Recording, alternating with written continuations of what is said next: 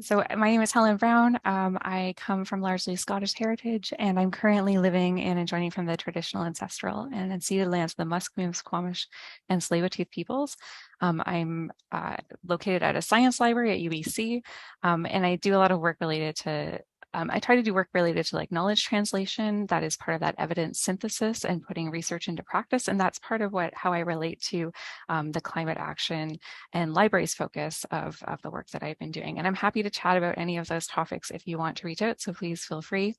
I would like to begin by acknowledging all of the authors and contributors to the BC Library Association's climate action statement, including the working group, which I chaired, and its members. So Diana Marshall, David Waddell, Caitlin McRae, Kevin Millsip, Lisa Nathan, Amory Strader, and Dan Hackborn. Also, Catherine Marshall, who created the layout and designs specifically on the PDF version, and I've reused some of those designs in this presentation. Also, the BCLA board, who approved the statement in December and published it in January, and Executive Director Raina Hadziev, who worked with us throughout this process, as well as everyone who provided input, ideas, and feedback and information, which was substantial throughout the process. And so anyone is welcome to use and reuse and adapt this statement. Our hope is that it will be useful. If you would like to contact me or BCLA, please feel free. I'll include some emails in the chat right now. And let's see here. So this is the BCLA Climate Action Statement. It's essential climate justice responsibilities in the library sector, and we're hoping that it addresses the needs of all sectors, including the library sector, to respond and rapidly scale up efforts to mitigate climate change and adapt and prepare.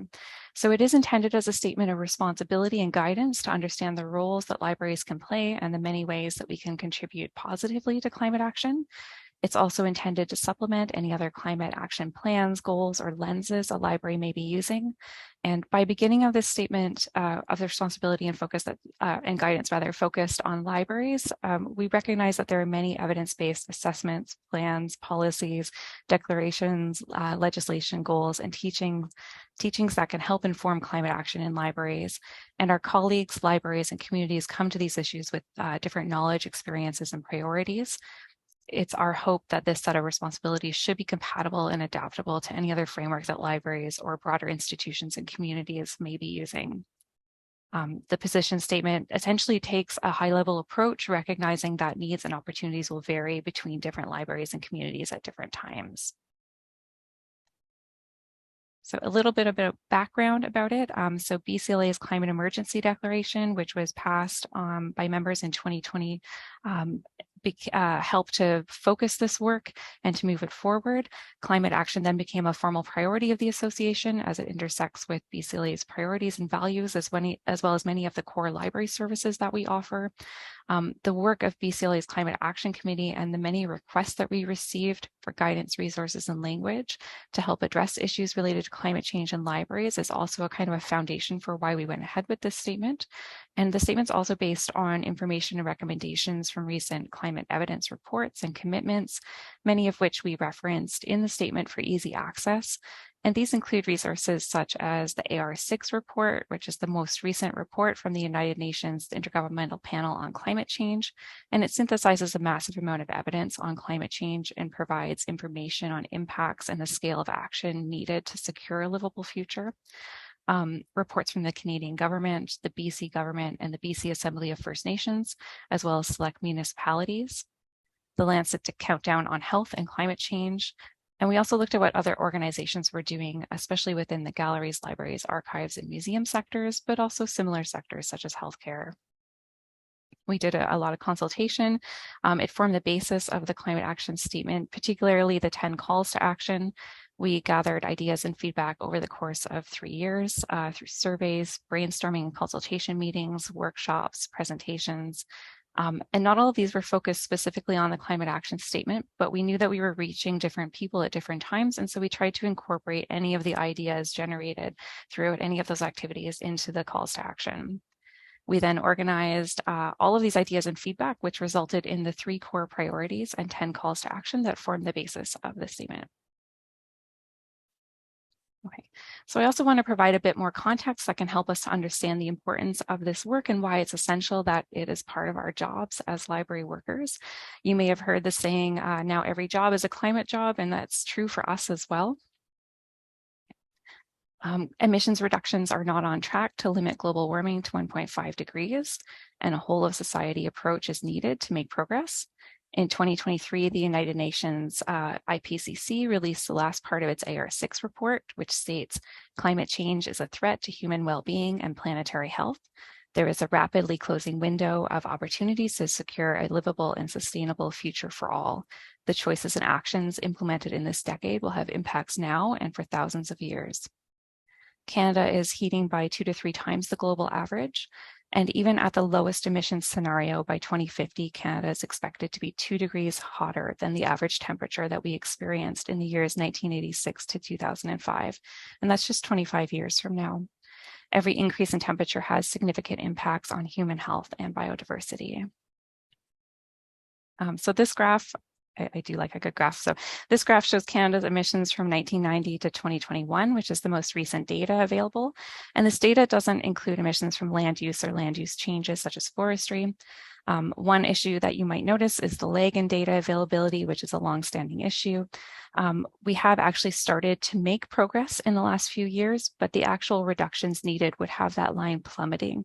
So that does underline the scale of this work. I should also point out that we have made progress in some areas, but then that progress in reducing emissions has then been offset by increases in other areas. And Canada has one of the highest per capita emissions in the world.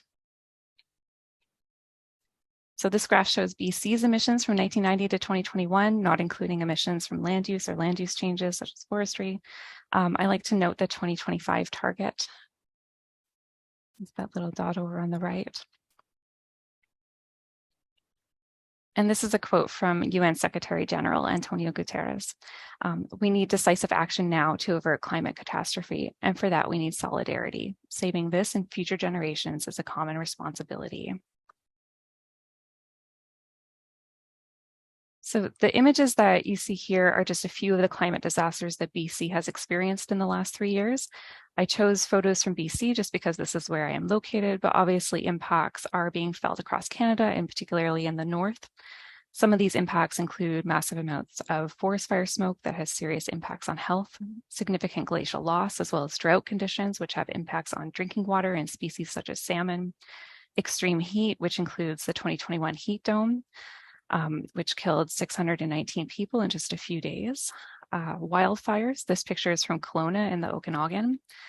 Flooding, you can see the effects of the atmospheric river on the former Sumas Lake region in one of these photos, and the loss of the town of Lytton. Among these losses are the loss of 2 public library branches, as well as the loss of other cultural institutions, and I suspect, though I don't know, also possibly other special libraries or smaller libraries. Climate change is a threat multiplier that disproportionately impacts vulnerable and marginalized communities. Inequality and environmental racism in decision-making makes these impacts worse. A whole of society approach to addressing climate change means not only that everyone is needed in working towards climate change solutions, but also that everyone needs to be involved in decision-making to ensure that solutions also address existing injustices and those root causes of climate change. So the climate action statement identifies 3 core priorities for climate action and advocacy.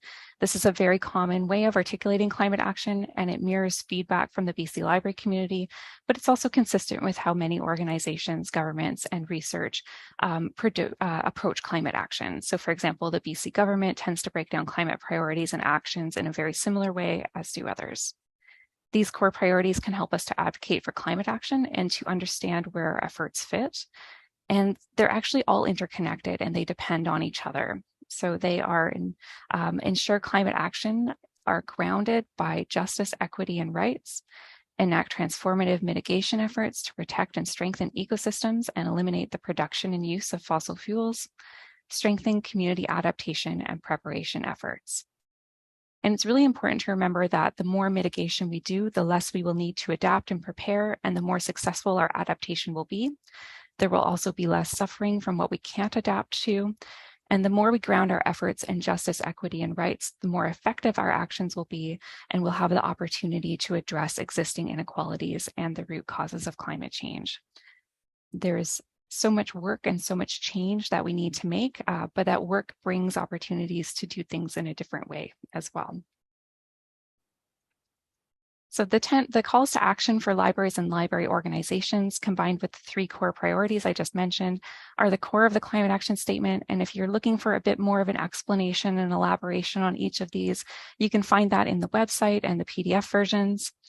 The 10 calls to action are based on ideas and feedback shared by members of the BC Library community, and then informed and supplemented by the best available climate research and plans. I will also say that although we were working with feedback from the BC Library community, what I've heard in other spaces has been very similar and quite consistent. These calls to action are intended to help bridge that gap between the broader research and goals and implementation by identifying the key responsibilities and areas of action for libraries. Working at a science library, I like to think of this in terms of knowledge mobilization, translating that vast amount of research and expertise on climate change that we have in our collections and our institutions into practice. So the calls to action identify where within our work we have opportunities to fulfill our responsibilities to the land, our communities, and future generations. I'll just read them out. So number 1, advocate for climate action at the scale that is necessary. 2, support just and inclusive solutions based in social justice. 3, demonstrate institutional leadership on climate change. 4, embed climate justice into library policies and plans. 5, increase climate emergency education and capacity for learners, employees within the library sector. 6, work with governments and broader institutions. 7, partner with community organizations. 8, support and build community resilience through programs and services. 9, strengthen our role in providing access to climate emergency information, countering misinformation, and supporting research and education. And 10, accelerate and strengthen climate change mitigation efforts to make library services and operations sustainable.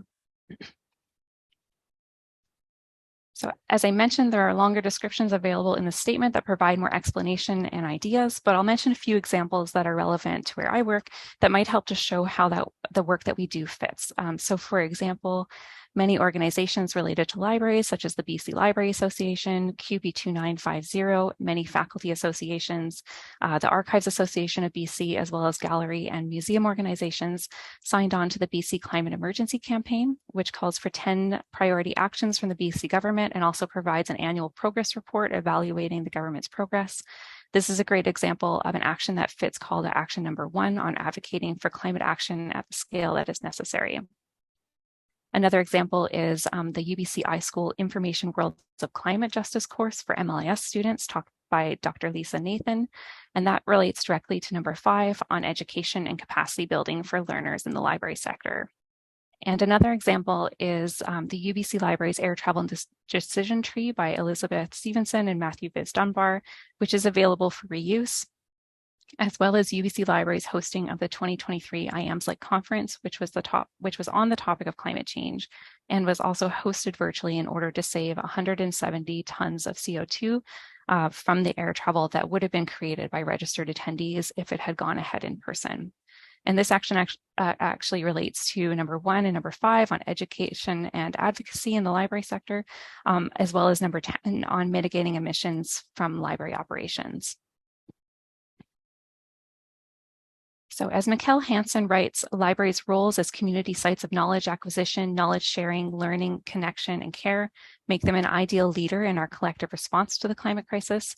To fully step into these roles, we will require reflective and transformational change, as we know that the future will not look like the past.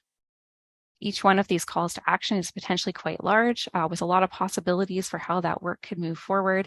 An important part of this work is about shaping what we want our future to look like, because it will not look like the past. But if we act rather than just respond, then we have the opportunity to choose what that future will be. So one question that I get asked fairly often is, how do you decide what to focus on? The calls to action can help. And if your institution has a climate action plan, then finding the places where that plan overlaps with library work can also help to provide direction. Another resource that I really like is the Climate Venn diagram by Dr. Ayanna Elizabeth Johnson. It's particularly helpful if you're working alone or need to find actions that intersect with something that you enjoy or find inspiration in order to maintain your momentum and energy. A big part of the reason why I've focused on climate justice work is largely just because I saw work that needed to be done and figured that I can contribute to it. So what's next? The Climate Action Statement was published by BCLA in January. It has also since been endorsed by the Canadian Federation of Library Associations.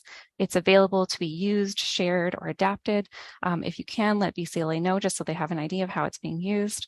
And I'm also currently working on a climate action toolkit that will expand on the calls to action and provide some more detailed information and resources to help take action. It will also include profiled examples from across Canada. If you're interested in contributing or you know of great work that is being done, suggestions of examples are very welcome. And also if you're interested in working on a related project that could help feed into or be linked from the toolkit or help support it, please let me know. And in conclusion, a desire to increase our resilience to the threats of climate change must become the norm for all decision-making. Every community, institution, organization, and individual holds a responsibility to reduce our climate risks and help others. And in particular, climate action speaks to the core responsibilities and values of libraries, as well as the potential of libraries to be part of the solution, because our choices matter. Thank you.